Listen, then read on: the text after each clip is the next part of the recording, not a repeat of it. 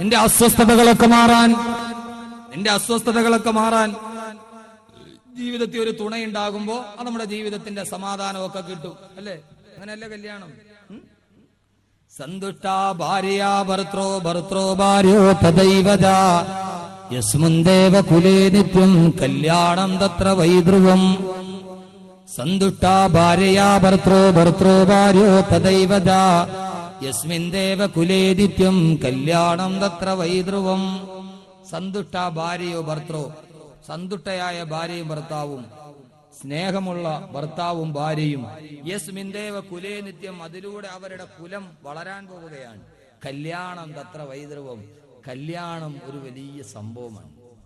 വിവാഹം കഴിക്കുന്നത് സ്നേഹവും സമാധാനവും ഉണ്ടാകാനാണെന്ന് ഭഗവത്ഗീത. കല്യാണം കഴിക്കുന്ന എന്തിനാണ്? സമാധാനത്തിന് വേണ്ടിയാണ്. പെണ്ണുങ്ങൾ പറയും പൊന്നുസ്താദെ അന്ന് തീർന്ന സമാധാനമാണ്, എന്നെ ഇതുവരെ തിരിച്ചു വന്നിട്ടില്ല. ഞാൻ അടുത്തൊരു ദിവസം വാതിന് പോയപ്പോൾ ലോകാവസാനത്തിൽ ദജ്ജാല് വരുന്ന കഥ പറഞ്ഞു. ദജ്ജാല് വരും, ദജ്ജാലിന്റെ ഭയങ്കര ഉപദ്രവമാണ്. അങ്ങനെ ദജ്ജാലിന്റെ ശിക്ഷയിൽ നിന്ന്, ദജ്ജാൽ എപ്പോഴെങ്കിലും വന്നാൽ വീട്ടിൽ കയറി വന്നാൽ ദജ്ജാലിന്റെ ശിക്ഷയിൽ നിന്ന്, ഉപദ്രവത്തിൽ നിന്ന് രക്ഷപ്പെടാൻ ഒരു ദിക്റും പറഞ്ഞു കൊടുത്തു. സുബ്ഹാന മലിക്കിൽ ഖുദ്ദൂസ് എന്ന് പറഞ്ഞാൽ മതി. അത് കഴിഞ്ഞപ്പോൾ ഒരു സ്ത്രീ വന്നിട്ടുണ്ട്, പൊന്നുസ്താദെ 7 മണി കഴിയുമ്പോൾ എന്റെ വീട്ടിൽ ഒരു ദജ്ജാല് കയറി വരും, ആ ദജ്ജാലിൽ നിന്ന് രക്ഷപ്പെടാൻ ഒരു ദിക്ർ വല്ലതും ഉണ്ട്, അതിന്റെ ഉപദ്രവത്തിൽ നിന്ന് രക്ഷപ്പെടാൻ.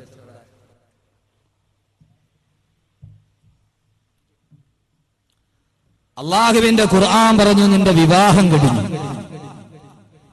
വിവാഹം കഴിഞ്ഞതോടുകൂടി അള്ളാഹുവിന്റെ ഖുർആൻ പറയുകയാ, നിങ്ങൾ രണ്ടുപേരും നിങ്ങളുടെ ജീവിതത്തിന്റെ ദാമ്പത്യത്തിന്റെ മണിയറ ബന്ധം തുടങ്ങുമ്പോ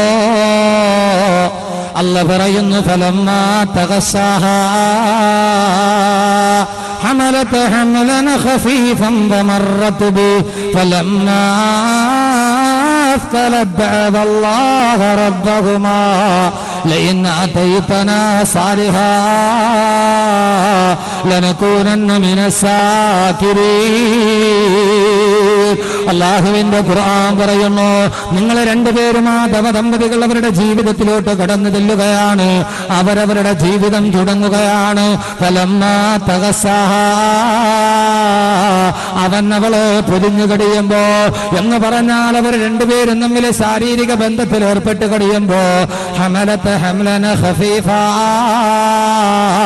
ആ പെണ്ണതാ ലഘുവായ ഗർഭധാരിണിയായി. അല്ലാഹുവിന്റെ ഖുർആൻ പറയുന്നത് കേൾക്കുക, ഇത്രയേറെ വ്യക്തമായിട്ട് മക്കളെ പരിപാലിക്കുന്ന ഒരു ഗ്രന്ഥം പറയുമോ? അല്ലാഹുവിന്റെ ഖുർആൻ പറയുന്നു, അവർ രണ്ടുപേരും തമ്മിൽ ഒരു കടപ്പറയിലോട്ട് കടന്നു പോയപ്പോ ഹമലത്ത് ഹംലന ഖഫീഫാ, നിന്റെ ഭാര്യ ലഘുവായ ഗർഭധാരണിയായി മാറി. രണ്ടുപേരും തമ്മിൽ ശാരീരിക ബന്ധത്തിൽ ഏർപ്പെട്ടപ്പോൾ ഹമലത്ത് ഹംലൻ ഖഫീഫ, അവൾ ഗർഭധാരിണിയായി. അപ്പൊ അവൾ എന്ത് ചെയ്യണം? സാധാരണ ഒരു കുഞ്ഞുണ്ടാകാൻ പോകുന്നു എന്ന് പറയുന്ന സന്തോഷ വാർത്ത ആദ്യം അറിയുന്നത് ആരാ അറിയുന്ന? മനോരമ ന്യൂസ്. നമ്മുടെ ഭാര്യ എന്നറിയാമാണ്, കൈരളി ഏഷ്യാനെറ്റ് വേണം, അല്ലല്ലോ. നമ്മുടെ ഭാര്യ ഗർഭിണിയാണ്, അവൾ ഒരു കുഞ്ഞിനെ പ്രസവിക്കാൻ പോകുന്നു എന്ന് ആദ്യം അറിയുന്നത് ആരാണ്? ആരാ കരീഷായത്? ഭർത്താവ് അറിയണ അവളല്ലേ അറിയണത്? ആദ്യം അവക്ക് മനസ്സിലാകും, അൽഹംദുലില്ലാ എനിക്കൊരു കുഞ്ഞിക്കാല് കാണാൻ പോവാൻ എന്ന് ഒരു ഭാര്യ അറിഞ്ഞു കഴിഞ്ഞാൽ ഉടനെ എന്ത് ചെയ്യണം? ഇത് ഞാൻ പറയുന്നല്ല, ഖുർആൻ മാത്രമാണ്. സൂറത്തുൽ അറാഫ് നിങ്ങൾ കേട്ടോളി. എന്ത് ചെയ്യണം? ഇത് അള്ളാഹു കൃത്യമായിട്ട് വഴി പറഞ്ഞു. ഇൻഷാ അല്ലാഹ് അവസാനം വരെ പറയാം. അള്ളാഹു നമ്മുടെ മക്കളെ സാലിഹ്യങ്ങളാക്കട്ടെ. എന്ത് ചെയ്യണം? ഒരു സ്ത്രീ അറിഞ്ഞു എനിക്കൊരു കുഞ്ഞുണ്ടാകാൻ പോകുന്നു എന്ന് ആദ്യം അതിന്റെ അടയാളം അറിയുന്നവരാണ്. അറിഞ്ഞാൽ ഉടനെ എന്ത് ചെയ്യണം? സാധാരണ പെണ്ണുങ്ങൾ നേരെ ഫോൺ എടുത്തിട്ട് ഉമ്മാനെ വിളിക്കും. ഉമ്മ, പിന്നെ ഒരു വിശേഷം പറയാം. സാധാരണ അവരുമായിട്ട് ഉമ്മയുമായിട്ടാണല്ലോ ബന്ധം ചെറുപ്പത്തില്. അതുകൊണ്ട് സാധാരണ ഒരു പെണ്ണ് ആരെ വിളിക്കും? ഉമ്മയെ വിളിക്കും. അള്ളാഹ് പറയുന്നു ആദ്യം വിളിക്കേണ്ടത് ആരെയാണ്? അള്ളാഹു പറഞ്ഞു ആദ്യം വിളിക്കേണ്ടത് ആരെയാ? ഖുർആനാണ്. കേട്ടിട്ടുണ്ടോ നിങ്ങളിത്? മുമ്പ് കേട്ടിട്ടുണ്ടോ? കേട്ടിട്ടില്ലേ? അള്ളാഹ് പറയണ ആരെ ആദ്യം വിളിക്കണം? പറയുകയാണ്, ആ ഭാര്യ ആ സന്തോഷ വാർത്തയുമായി തന്റെ ഭർത്താവിന്റെ അടുക്കലേക്ക് പോകണം. അള്ളാന്റെ ഖുർആൻ പറയുകയാണ്, ആ ഭർത്താവിന്റെ അടുക്കൽ അവൾ ആ സന്തോഷ വാർത്ത പറയണമത്രേ. ആരോട് പറയണം? ആരോട് പറയണം? ഭർത്താവിനോട്. ഫമറത്ത്. ഇതൊന്നും ഞാൻ പറയണല്ല, അള്ളാന്റെ ഖുർആനാണ്. നിങ്ങൾ പറയുക ഗബീർ മുസ്ലിം ഇതൊക്കെയാണ് പറയണത്. അല്ല പറയുകയാണ് അത് ആദ്യം ആരോട് എന്ന് പറയണം? ഭർത്താവിനോട് ചെന്ന് ആ സന്തോഷ വാർത്ത പറയണം. അതാണ് ദാമ്പത്യ ബന്ധത്തിന്റെ ഏറ്റവും വലിയ ദൃഢത. ഭർത്താവിനോട് ഫലമ്മാ തകശാഹ, സംസ്കാരമൊക്കെ കഴിഞ്ഞിട്ട് വീട്ടിലിങ്ങനെ ഇരിക്കുമ്പോ പിന്നെ ഇതുവാ പിന്നെ ഒരു സന്തോഷ വാർത്ത പറയാനുണ്ട്. എന്താന്ന് പറയാൻ? ഓ, നിങ്ങൾക്ക് മനസ്സിലായില്ല. ഈ കാര്യം എന്താന്ന് പറയാൻ മനുഷ്യനെ ഇടങ്ങേറാക്കാതെ പിന്നെ ഈ 3-4 പിന്നെ സൂചിയും പറയണ കേട്ടാ അപ്പഴേ മനസ്സിലാക്കിക്കോണം എന്തോ ഉണ്ട്. അപ്പൊ പയ്യം താഴോട്ടൊക്കെ കുനിഞ്ഞൊക്കെ ഇരിക്കും. എന്തുവാ കാര്യം? ഹമലത്തെ ഹംലൻ ഖഫീഫ്. അള്ള പറയുന്നു ലഘുവായ ഗർഭധാരണം എന്ന് പറഞ്ഞാൽ ആദ്യം പ്രാരംഭഘട്ടം.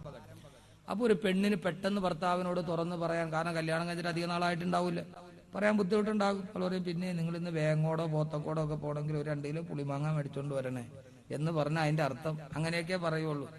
അപ്പൊ അങ്ങനെ പറയുമ്പോ അതിന്റെ അർത്ഥം ഒരു സന്തോഷ വാർത്തയാണ്. ആ സമയത്ത് എന്ത് ചെയ്യണം? ഭാര്യ വന്ന് ഭർത്താവിനോട് ഇതാ ഒരു കുഞ്ഞുണ്ടാവാൻ പോകുന്നു എന്ന സന്തോഷ വാർത്ത പറഞ്ഞാൽ എന്ത് പറയണം? അവര് രണ്ടുപേരും കൂടി പറയണം അൽഹംദുലില്ലാഹ്, അല്ലാഹുവേ സർവസ്തുതിയും നിനക്കാണ് തമ്പുരാനെ. അല്ലാഹുവേ നീ ഞങ്ങൾക്കൊരു തലമുറയുടെ അവകാശിയെ തരുകയാണ്. എത്രയോ ആളുകൾക്ക് വിവാഹം കഴിഞ്ഞിട്ട് നീ സന്താനങ്ങളെ കൊടുത്തില്ല. അല്ലാഹുവേ നീ ഞങ്ങൾക്ക് സന്താനങ്ങളെ തന്നു. അല്ലാഹുവേ അൽഹംദുലില്ലാഹ്. അവര് ഭാര്യയും ഭർത്താവും കൂടി അല്ലാഹുവിനെ സ്തുതി പറയണം. എന്നിട്ട് വിശുദ്ധമായ ഖുർആൻ വീണ്ടും പറയുന്നു, വിഷയം വിശാലമാണ്, ചുരുക്കട്ടെ. അല്ല പറയുകയാണ് ഫലമ്മാ അഫ്ഖലത്, ആ ഗർഭധാരണം ഉറപ്പായി കഴിഞ്ഞാൽ എന്ന് പറഞ്ഞാൽ അത് പിന്നീട് പ്രശ്നങ്ങളൊന്നും ഉണ്ടായില്ല.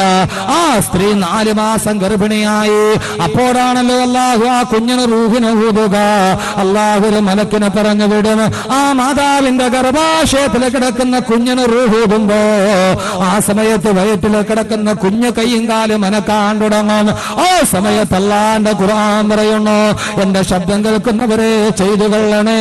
അല്ലാഹു പറയുകയാണ്, ഗർഭാശയത്തിൽ കിടക്കുന്ന കുഞ്ഞ് അനങ്ങാൻ തുടങ്ങുമ്പോ അത് 4-ാം മാസത്തിലാണ് അനക്കം വെക്കുന്നത്. ആ സമയത്ത് ഭാര്യയും ഭർത്താവും കൂടി എന്ത് ചെയ്യണമെന്നറിയുമോ? അല്ല പറയുകയാണ് ബഅദല്ലാഹ റബ്ബഹുമാ, മാതാപിതാക്കൾ രണ്ടും കൂടി അല്ലാഹുവിനോട് ആ സമയത്ത് ദുആ ചെയ്യണം. അല്ലാഹു പറയുന്നു 4 മാസം എത്തിക്കഴിഞ്ഞാൽ ബഅദല്ലാഹ റബ്ബഹുമാ, അല്ലാഹുവോട് നിങ്ങൾ ദുആ ചെയ്യണേ. രണ്ടുപേരും കൂടി ഒന്നിച്ച് ദുആ ചെയ്യണം. എന്തെന്ന് ദുആ ചെയ്യണം? പ്രസവിക്കണതിന് മുമ്പ് 4 മാസമായി. 4 മാസമാകുമ്പോ എന്ത് ചെയ്യണം? രണ്ടുപേരും കൂടെ ദുആ ചെയ്യണം. എന്തോന്ന് ദുആ ചെയ്യണം?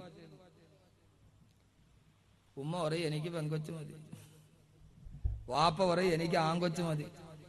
ഉമ്മ പറയും എനിക്ക്, വാപ്പ പറയും പിന്നെ ഇടയ്ക്കെങ്ങാനും വൈകുന്നേരം ഒന്ന് കടയിലൊക്കെ ഇരുത്തിയിട്ട് വരണമെങ്കിൽ പെങ്കൊച്ചിന് ഇരുത്തിയിട്ട് വരാൻ പറ്റുമോ? തിരിച്ചു പോകുമ്പോൾ പെങ്കൊച്ചും കാണൂല, കടയും കാണൂല. അതുകൊണ്ട് എനിക്ക് കടയിലൊക്കെ വല്ലപ്പോഴും എടുപ്പിച്ച് വരണമെങ്കിൽ ഒരു ആങ്കൊച്ചു മതി. ഉമ്മ പറഞ്ഞാൽ അതൊന്നും വേണ്ട, എനിക്ക് വയസ്സായി കഴിയുമ്പോൾ മടലൊടിഞ്ഞ് എവിടെയെങ്കിലും കട്ടിലേക്ക് കിടക്കുമ്പോൾ അത് ചൂടുവെള്ളം തരണമെങ്കിൽ ഒരു പെങ്കൊച്ചുണ്ടേ പറ്റുള്ളൂ. ഉമ്മാക്ക് ആഗ്രഹം പെങ്കൊച്ച്, വാപ്പാക്ക് ആഗ്രഹം ആങ്കൊച്ച്. അള്ളാഹിനോട് എന്ത് ചോദിക്കണം? പെൺകുട്ടി വേണോന്ന് പറയണോ അതോ ആൺകുട്ടി വേണോന്ന് ദുആ ചെയ്യണോ? എന്തെന്നാ ദുആ ചെയ്യണ്ടേ? സാധാരണ നമുക്കെല്ലാം ആഗ്രഹം ആൺകുട്ടികളാവണമെന്നാണ്, അല്ലേ? ആ മക്കൾ മതി എന്നാണ്. കാരണം സ്ത്രീധനം ഉണ്ടാക്കണ്ട. കാരണം ഒരു പെങ്കച്ചുണ്ടായാൽ പിന്നെ അന്ന് മുതൽ കണ്ണുനീരാണ്. പണ്ടൊക്കെ ഈ അച്ചാരമായിട്ടൊരു ആൾട്ടോ ഒക്കെ കൊടുത്താൽ മതി. ഇപ്പൊ പാണ്ടിലോറിയാ ചോദിക്കണം 12-10 SC അച്ചാരം. പണ്ടൊക്കെ അച്ചാരമായിട്ട് ആദ്യം ബൈക്കായിരുന്നു, പിന്നെ അത് മാറിയിട്ട് ആൾട്ടോ ആയി. ആൾട്ടോ മാറിക്കഴിഞ്ഞാൽ പിന്നെ കുറച്ചുകൂടി കഴിഞ്ഞപ്പോ നമ്മുടെ ടാറ്റ ഇൻഡിഗോയാണ്. ഇപ്പൊ അതൊക്കെ കഴിഞ്ഞപ്പോ അച്ചാരം ചെയ്ത് 12-10 SCയുടെ ലോറി അച്ചാരം. ഇനിയിപ്പോ കുറെ കൂടെ കഴിയുമ്പോ ഒരു ട്രെയിൻ മേടിച്ചു തരാൻ പോലെ അച്ചാരമായിട്ട്. ഇന്ന് രാവിലെ ഒരു പിതാവിന്റെ അടുക്കൽ മോളെ കെട്ടിക്കാൻ വേണ്ടി പത്രത്തിൽ പരസ്യം കൊടുത്തു. നമ്പരിൽ വേറൊരുത്തം വിളിച്ചു. എന്തൊക്കെ വേണം? അത് ഒരു കാറും പിന്നെ ഒരു 2 ലക്ഷം രൂപ അച്ചാരവും, 10 ലക്ഷം രൂപ അച്ചാരവും ഒരു കാറും വേണം. അദ്ദേഹം ചോദിച്ചു സ്ത്രീധനം. ഇതെനിക്കുള്ളൂ, നിങ്ങൾ കൊച്ചിന് കൊടുക്കാനുള്ള കൊടുത്തോളാം. പെൺകുട്ടിയുടെ വാപ്പ ചോദിച്ചു അപ്പൊ സ്ത്രീധനം ഒന്നും വേണ്ട, അത് നിങ്ങൾ നിങ്ങളുടെ കൊച്ചിന് കൊടുക്കണം, അല്ലെങ്കിൽ നിങ്ങൾ എന്ത് വേണേലും കൊടുത്തോളി. ഇത് എനിക്ക് തട്ടാനുള്ള ഇതും കാണുന്നേക്ക.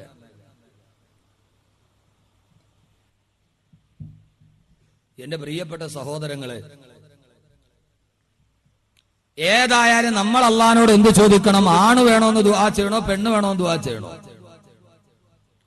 നമുക്ക് ആഗ്രഹം ആണ് വേണമെന്നാണ്. അള്ളാഹുവിന്റെ ഖുർആൻ പറയുന്നു, ആണ് വേണമെന്നും ചോദിക്കരുത്, പെണ്ണ് വേണമെന്നും ചോദിക്കരുത്. അള്ളാഹു സുബ്ഹാനഹു വ തആല പറയുകയാണ്, അള്ളാഹിനോട് നിങ്ങൾ എന്ത് ദുആ ചെയ്യണമെന്നറിയുമോ?